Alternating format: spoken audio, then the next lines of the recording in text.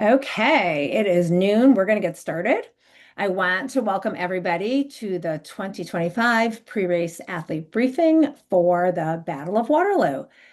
This race happens every other year. It's a big deal for us, a big deal for you. We are super excited to be here race week and got a lot of information to share with you. I'm going to have a little slideshow for you, go through everything to expect. We have some of our Epic staff on this call as well that have been to Battle of Waterloo many, many times, worked it, and they are here to answer your questions. So if you have questions during my talk, you can put them in the chat and they will do their best to answer. If they can't answer them at the end, we'll go through them and go through, make sure everybody has all of their questions answered. We are recording this, so you can rewatch it later if you want, and anybody who was not unable to be on now can watch. It'll be posted under I think under the athlete guide on the website, either event info or athlete guide, but you can check both of those spots later. You'll see it there. And now I'm going to get started here. One second, going to share my screen and present full screen.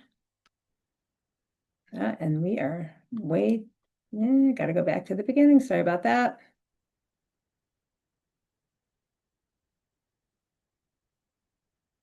Okay, now we're ready. And can everybody, if you can't see my screen, if you can't see it, please let me know now. Feel free to unmute if that's the case before I get started. I've had that happen where I'm halfway through, then people are letting me know they couldn't see it. Seems like we're good here though. So I'm Eva Solomon. I am the race director for Battle of Waterloo. Started this race in 2009. At the beginning, we were having it every year, but then over time, we ended up doing every other year. And it's super exciting. And I'm excited that you're all going to be here with us this weekend. So, right now, we're going to talk about all you need for a successful Battle of Waterloo. First thing important to know is how to get there.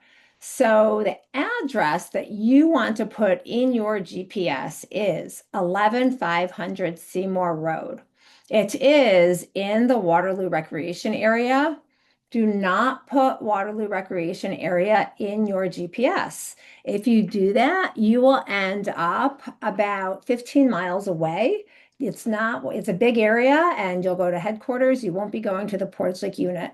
So I can't stress enough, 11500 Seymour Road, Grass Lake is what you want to put in your GPS. And that is also going to be in all of your pre-race information that you receive and on the website. We've got packet pickup for you, and that is going to be happening on Saturday, the day before the race, between 2 and 4 p.m. I'm aware that an email went out that was kind of weird. It said like 2 to 4 to 6. It was a typo. It's from 2 to 4. That is what's on the website. You all should have received a QR code when you sign up for the race in your confirmation.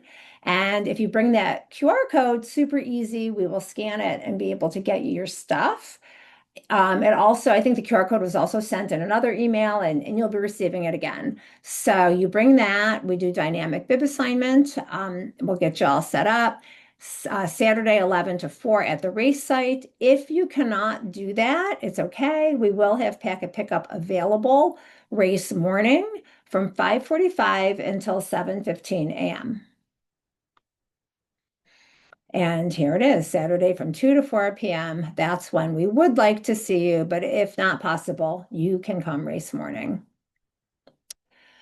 Body marking is going to happen that morning. We offer self body marking. We'll have buckets with markers, and we also will have volunteers helping out. But what we found, people are, kind of in their own routine and trying to get things done. So we do have the markers available for you. and we will write your numbers on each arm. And then on the back of your calf, you'll write your age, and that's your triathlon age. So it's your age at the end of this calendar year, as well as which race you're in. If you're in the full battle, you will write BOW, bow. And if you're in the half, you will write half. And, or you can put an H actually. And that's how everyone knows which race. We will not have actual bibs because that's a lot for you to have to do to have a bib that you're putting on for all of the runs. So we've eliminated bibs for this race. You will have a bike sticker that you will put on your seat post. So we've got 10 legs and 42 miles of fun to talk about right now. I am also going to talk about the half battle as we're going through this. So it'll kind of go back and forth because a lot of the race runs together, and then there's a part that we separate. So pay attention as I go through all of that so you'll know what to expect. So here we go, our 10 legs, 42 miles, all over the Waterloo Recreation Area. Lots of fun along the way. This is a big map showing all of the area that you're covering. You've got your three lakes. This is just nice to have this overview. This is Portage Lake, where we're going to start, and Clear Lake is your second lake, and Mill Lake is your third lake. This is the bike route that you take getting there, and coming back, we'll take a short way. We're going to go through all of that now. So our first leg, it's 1.4 miles at Big Portage Lake State Park. You will start at our start line and you'll run a little bit of pavement, and then you'll go on a really nice trail through Waterloo and then come back, and then you'll be back at the transition area. This is the first transition area that we have two different transition areas in this race. This is the first one. You'll come back there where you will get on your bike. And this is what it's going to look like at the start. The second leg, if you are in the full battle, you're going to bike 20.5 miles on paved roads. They are technically paved, but please be aware that some of the roads out in this area are not in the best condition. We will do our best to paint some of the potholes and keep you in safe area on the roads, but please know that there's going to be a few miles that are not in the best condition. And the full battle will come out of the park, make a right, and go around this way. The half battle, and there's people leaving on their bikes. You can see people do all sorts of things to carry their gear. And here's some more photos of that. Here's the half battle. Same starting place at the first transition area, but taking a shorter route right over to the second transition area. Leg 3 is our first swim. So now you've done the run, you've done the bike, and we're at Clear Lake. It's 0.45 miles across Clear Lake. It is quite often pretty foggy. And I see a little typo. Sorry about that. It's not fog, it's fog. It's not uncommon for it to be fog. Eva, This is the wrong picture I'm I noticing. just said, Eva, that's the wrong lake. Yeah, but it's yeah, it's okay though. It kind of looks the same. The map of the lake, you'll go in here and you'll go there. So that'll be okay. Um, you'll go across Clear Lake. Again, it's not as skinny of a lake, but you will go across the lake and you'll see where to go. But the big thing to know, the important thing for this lake is that it can be very foggy. We have a great team of lifeguards here. This is actually even better than seeing the map. This is Clear Lake. And we have lots of water support out there for you. You'll swim across and we will get you from one side to the other. And here are people entering Clear Lake for their first swim. Now we're doing leg 4. You come out of Clear Lake and you're going to run to Mill Lake, which we're going to talk about in a minute. When you come out of Clear Lake, you're going to want to put your running shoes back on and get your goggles and cap and all of that secure and go on the trail. There is going to be an aid station when you get out. And there's another aid station that you pass along the way on this trail and park headquarters. And eventually you come to Mill Lake, which is a little different than Clear Lake. You wouldn't know that from the name. Clear Lake is clear. Mill Lake, not so much. Actually, I want to go back because one thing I want to talk about now, this is where the half battle and the full battle will split. So there is a cutoff time. You need to reach leg 4 by 2 hours and 25 minutes from when we start the race. If you do not meet that cutoff time, it's not all lost because you can then join the hybrid race. It's not quite the half battle because you've already biked 20 and a half miles, but we will send you back on your bike to go back toward the finish line where you can also then run a mile and a half. And we've got our hybrid division for anybody. So you are still a finisher.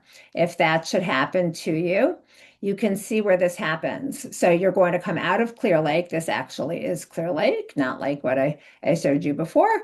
And when you come out, right here is the point where half battle will head back and full battle will head out. So this is our checkpoint to make sure everybody has met that time requirement.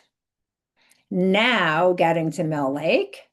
I don't even have a map up there because basically what you would see is a big blue lake with a line swimming across. However, I wanted you to see, you want to be prepared. It is swimmable. I swim it every year. And we call it lily paddles because you kind of have paddles. Use those paddles to your advantage. Make your way across. It's a whole lot of fun. You feel very accomplished when you get to the finish.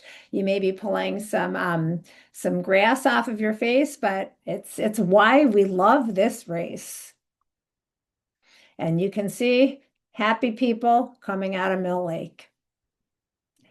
Our next leg, we call it Watch for Jason because when we started this race, it was a rundown old camp with cabins. It looked like just like an old deserted camp. But now actually it's pretty nice. And there are cabins there where you can actually make a reservation and stay there.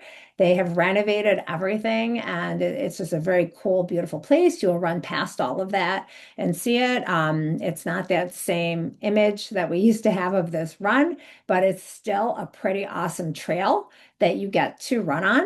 You're going to come out of Mill Lake and you are going to go through the Discovery Center, which is a very cool place in the Waterloo Recreation Area. Come across here, you end up on the road a little bit, and then you're going to go to Crooked Lake. This is what it's like coming out of there. There's lots of natural areas for you to sit when you need to recombobulate yourself coming out of the lake. And then we also do offer some stools for you. Now you get to Crooked Lake, which we saw a little bit earlier because I had it up there accidentally for Clear Lake. This is going to be the longest of all of your swims. It's 7/10 of a mile. It feels kind of long because you've already done a lot of running and biking and you may really start feeling it now. Be aware of that. Sometimes you might have some cramping in Crooked Lake. It's if you are worried about that, it's good to have a safer swimmer. You can see these people here have the safer swimmers, and we offer them in our store as well. If you don't have one, you want one. A lot of people, we're going to talk about how to bring your stuff. A lot of people like to put their shoes in it. Some people don't want to put their shoes in it. They have their shoes wet, they put it in their bathing suit, lots of different things to do. But the nice thing about having that safer swimmer when you're swimming is that if you do cramp, you have something to hold on to. We will have great water support here as well. We'll have volunteer paddlers and we will have uh, three lifeguards. I think probably actually four lifeguards along the way. And if you need to stop and hold on to their paddle boards, you can do that. You just cannot ask them to paddle you all the way here to the exit of Crooked Lake. But be prepared for this swim. This part can be challenging. And here we go, somebody getting ready after that last final swim. So now you're out of there and you're running back to Clear Lake where you left your bike. So you're going to get out of here and run back here where you left your bike, get on your bike. And this is nice. We take you 22.5 miles to get here at the beginning, but now it's just a quick 5.8 mile bike ride. Bring your stuff back with you. However you got it there, you keep it with you. You cannot leave things along the way. Everything you take out with you, you need to bring back. You're back at the park and you get to repeat that first 1.5 mile run that you did right here. And then you find yourself at the finish line feeling good. Along the way, we have portable toilets. There are actually not even portable toilets, but at the start finish area, we've got a total of 8 toilets for men, for women. The entrance to Clear Lake, there are 2 portable toilets. The entrance and exit of Mill Lake, there will be outhouses that look like this. And at the exit of Crooked Lake, there also is an outhouse that looks like this. We've got lots of aid stations. We have 11 aid stations along the way, and we've got fun aid stations. They're great. They have all sorts of treats for you. There will be goo at every aid station and water and Gatorade at every aid station. Some aid stations will also have bug spray, some will have sunscreen, and some will have some special treats that you'll find along the way. Anything from watermelon to bananas to M&Ms that you'll see at these aid stations. When you leave transition at the beginning, remember to take your stuff. You saw the photos of people with backpacks on their backs. Some people had their shoes on their handlebars, all sorts of ways to do it. I'm sure you've all been training. I'm sure you all have a way to do it that you are excited about, feels good. Just do what you've done in your training. You do need to take it with you, though. People, we see sometimes leave on that first bike and they forget that they needed to bring running shoes with them. So remember to do that. There's different things people do. Some people don't bother with bike shoes and they change out their pedals and they wear running shoes. A lot of people bring their running shoes, wear their bike shoes. You just need to figure out what works for you. Here's some ways people do it. They stick their shoes in the back, like in the small of their back, in the back of their tri-suit. If it's a one piece, you could see he's got it kind of down the back in there. If you have 2 pieces, some people just stick it down the back of their shorts. Some people put it in a bag here. Lots of options. And here you could see people taking off after an aid station. We've got volunteers out there. Our volunteer team is a group that have qualified for the national games for the Special Olympics. They're super excited. Their soccer team, they've got a power lifter and a distance runner. They're all going to the National Special Olympics Games next spring, and they are raising money. So we are making a nice donation to this team for coming out and volunteering at all of the aid stations. So you will have them out there helping you along the way. And here's also a link that you'll be getting in your pre-race emails if you would like to make an additional donation to them, helping them out. We are very grateful that they'll be there for us and for you. And there it all is. At the end, you are feeling good and happy and feel like a champion at the Battle of Waterloo. So, in a nutshell, that's everything that you can expect there is more on our website. And of course, now we are opening it to questions and answers. You can, let me actually not stop sharing my screen so I can see the chat. You can write questions in the chat and also feel free to unmute.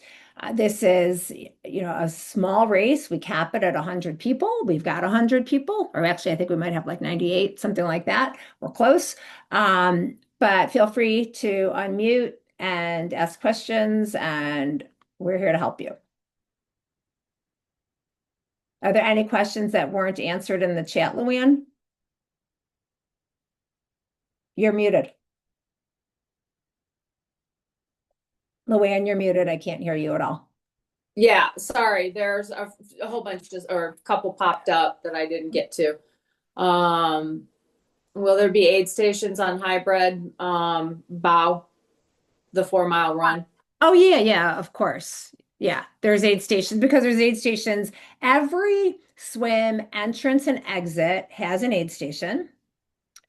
And there are other aid stations along the way. There's one at the park headquarters.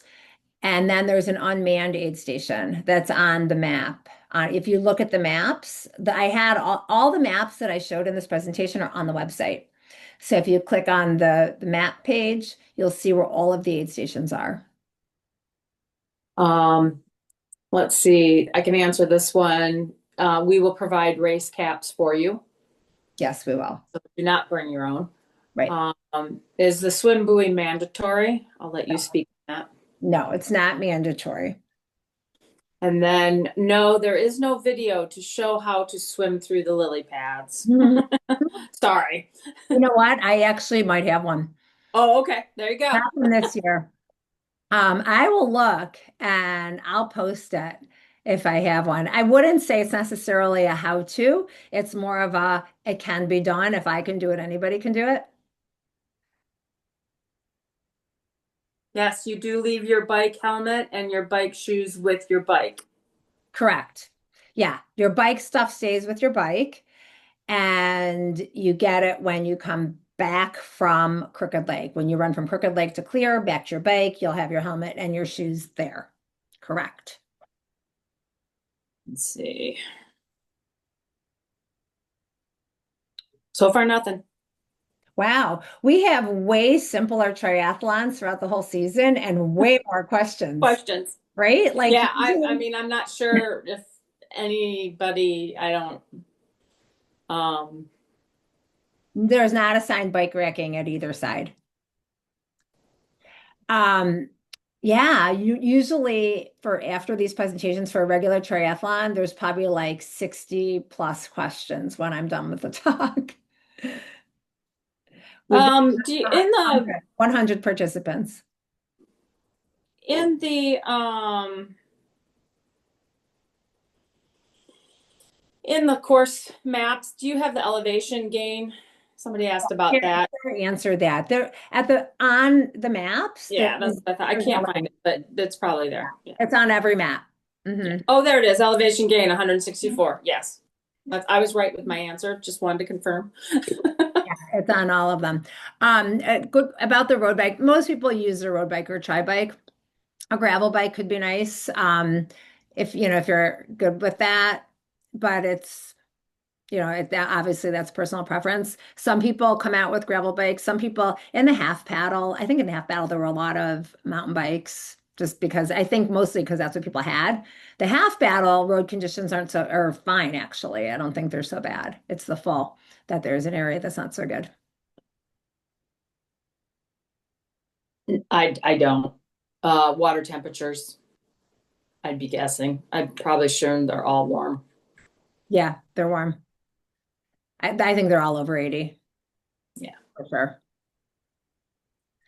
Will the drummers be there? That's a good question. We have not gotten confirmation. I hope so.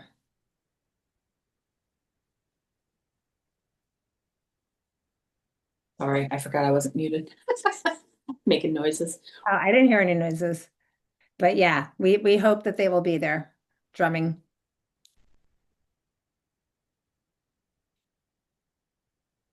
Any other questions, you guys?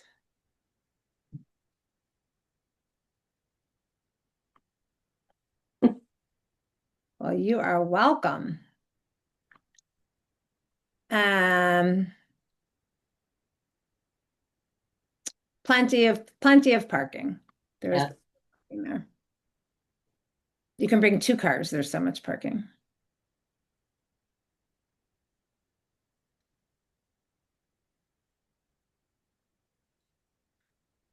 You Ooh. will love it, Stephen. One thing about the parking, though, it says it in the pre-race information, but if you all didn't see it, there you do need to have a recreation passport if you live in Michigan.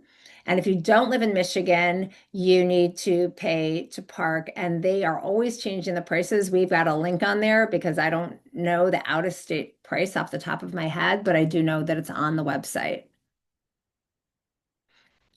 Well, there will be an email every day this week with information. And yeah, you pay when you come into the park.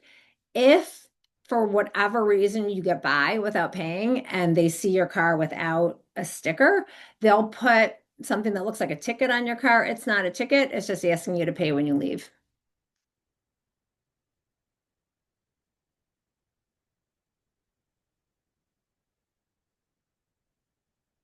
Oh, wow.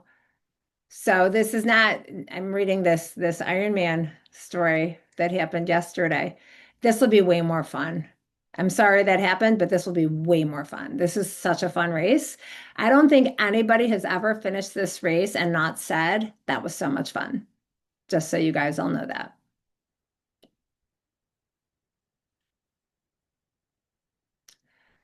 Do you have anything to add, Luann? You're muted. Sorry, I muted myself. Darn it.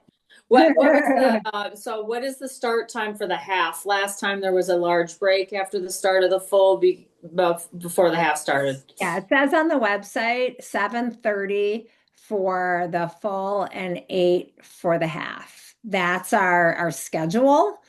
The only reason it would be longer than that, and I don't think it started any later than that last time, but the only reason it'd be longer would be because not everybody is out of the park from the full.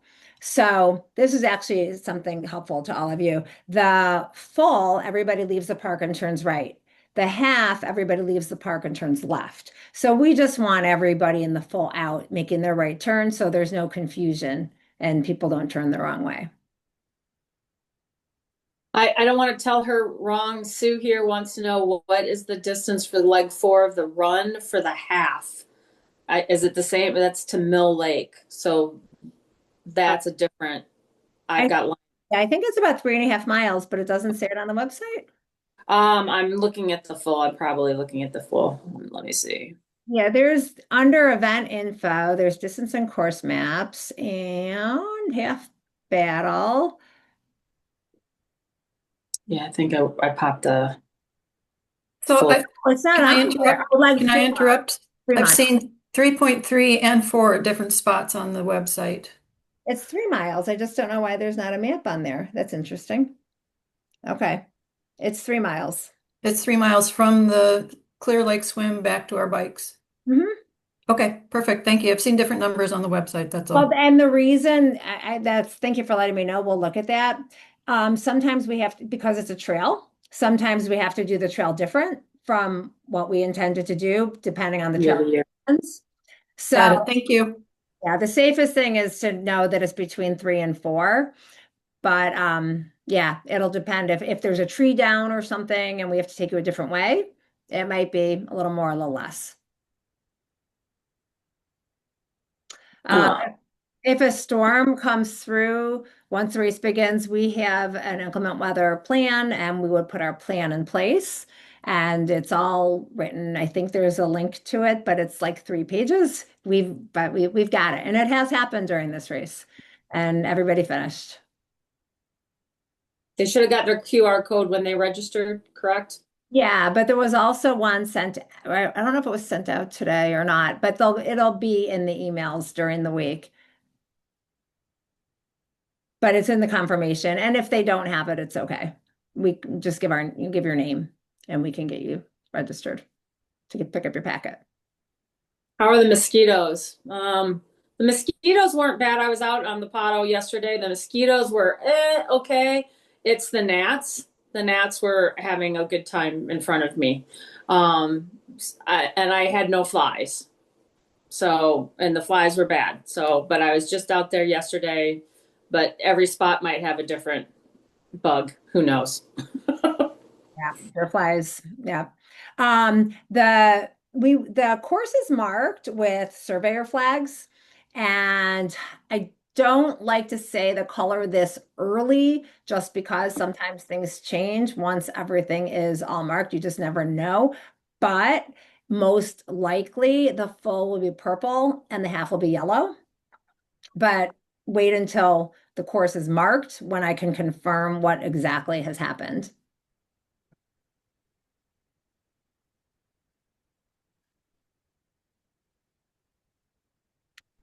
Do we have any other questions? Nope. Okay. Well, we are going to get back to getting things ready for all of you, and you all can get back to tapering. And hope that you guys have a great week. We will see you this weekend, and yeah, have a good week and good travels if you're traveling out here. It's going to be a nice weekend here in Michigan, and we are ready for you. Okay. And this will be recorded. It is recorded. It'll be up on the website probably by the end of the day. All right. Take care, everybody. We will Good see. luck, everybody. Yes. Have a great race.